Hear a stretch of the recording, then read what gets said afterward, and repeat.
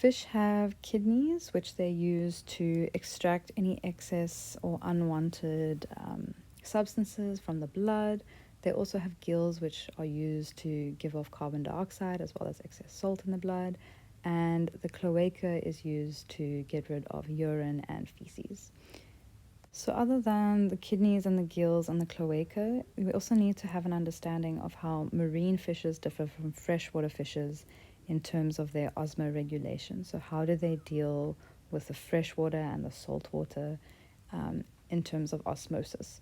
So, on the next few minutes of the video, I'm going to let two other people explain this to you, and you can just let me know if you have any questions. All living things on Earth need water because the chemical reactions that make life possible happen in an aqueous solution. Which means us land animals have to drink it to keep it inside of us all the time. But what about fish? It seems like since they're always in the aqueous solution of whatever body of water they're swimming around in, they wouldn't need to actually drink the stuff. But it turns out that some fish actually do need to drink and others do not. It depends on the fish and what kind of neighborhood it lives in. Water, you should know first of all, is really into finding a balance. If you have a membrane that water can pass through and there are different concentrations of salt on each side, then the water will always flow toward the saltier side of the membrane until the concentrations on both sides are the same. That means that freshwater fish have it easy. Since the concentration of salt in their bodies is higher than the concentration in the water, that freshwater just flows right in, mainly through their gills and into their bloodstream. They also swallow some water when they eat. I mean, it's kind of unavoidable, but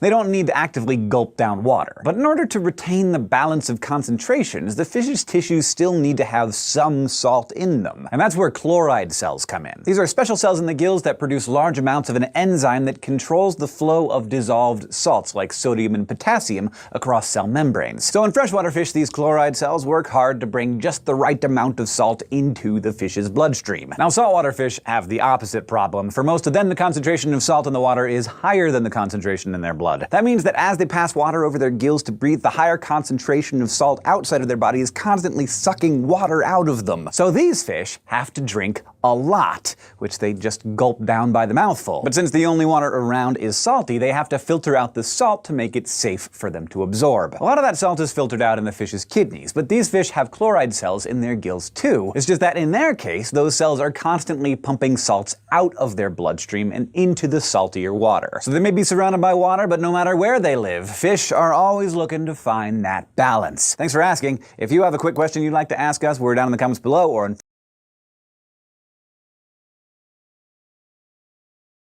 cap of water loss in bony fishes and osmoregulation in bony fishes. So we'll first look at a marine bony fish.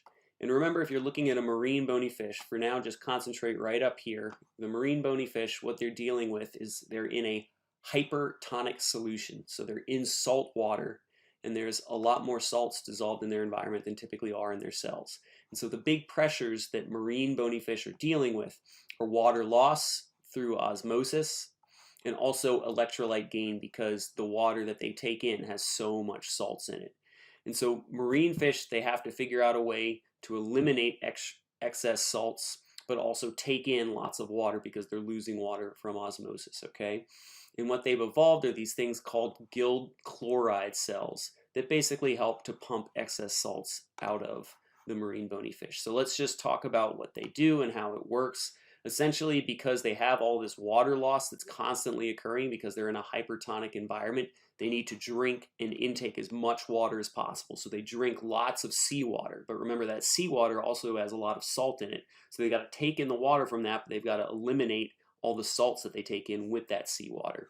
And that's what these gill chloride cells do. So basically what happens is they'll drink a bunch of seawater. That seawater will flow through their mouths and out these gill slits over their gills.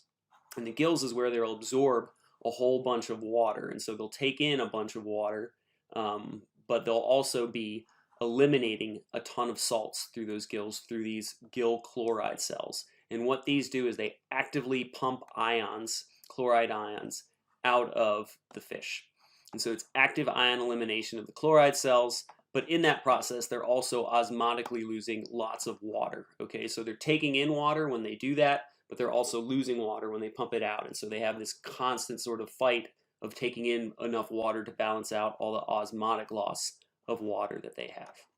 So just to reiterate, these chloride cells, they're actively pumping electrons or electrolytes and ions out.